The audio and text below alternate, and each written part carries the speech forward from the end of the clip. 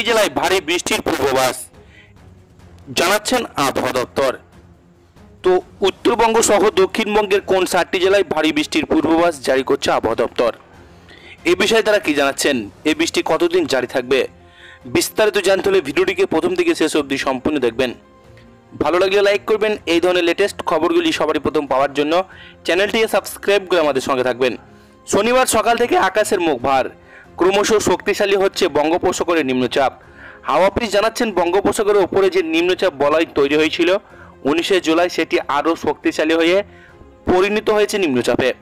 বঙ্গোপসাগরের উপর পশ্চিম মধ্য অংশ থেকে একটি ক্রমশ প্রসারিত হচ্ছে উড়িষ্যা হয়ে অন্ধ্রপ্রদেশ উপকূলের দিকে। এই নিম্নচাপের প্রভাব রাজ্যে জুড়ে বজ্র বিদ্যুৎ সহ হালকা থেকে মাঝারি বৃষ্টির পূর্বাভাস রয়েছে। উপকূল পশ্চিমের জেলাগুলিতে ভারী বৃষ্টির সম্ভাবনা থাকছে। পরবর্তী 24 ঘন্টায় শক্তি ক্ষয় করে নিম্নচাপ অবস্থান করবে ছত্তিশগড়ে। পশ্চিমবঙ্গ উপকূল সহ বঙ্গোপসাগরে রবিবার মৎস্যজীবীদের সমুদ্রে যেতে নিষেধ করা হয়েছে। নিম্নচাপের জেরে পশ্চিম মেদিনীপুর, ঝাড়গ্রামে ভারী বৃষ্টির সম্ভাবনা রয়েছে। বজ্রবিদ্যুৎ সহ বৃষ্টির সম্ভাবনা থাকবে দক্ষিণ 24 পরগনা, পূর্ব মেদিনীপুর, বাঁকুড়া, পুরুলিয়া এবং পশ্চিম বর্ধমানে। অন্যদিকে মৌসুমী অক্ষরেখার প্রভাবে সোমবার থেকে বৃষ্টি বাড়বে দক্ষিণবঙ্গে।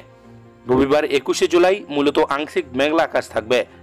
বজ্রবিদ্যুৎ সহ কয়েক পশলা বৃষ্টির আশঙ্কা রয়েছে কলকাতা সহ দক্ষিণবঙ্গের জেলায়। এদিন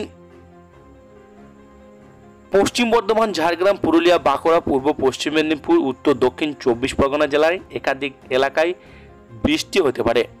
ভারী বৃষ্টির পূর্বাভাস রয়েছে দক্ষিণ 24 পরগনা, পূর্ব পশ্চিম মেদিনীপুরেও।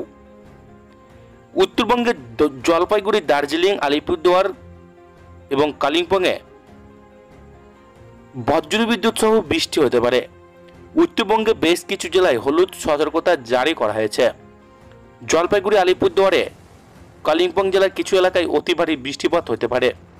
তো এই ছিল আজকের লেটেস্ট খবর। ভিডিওটিকে ভালো লাগলে লাইক করবেন, চ্যানেলটিকে সাবস্ক্রাইব করে আমাদের সঙ্গে থাকবেন।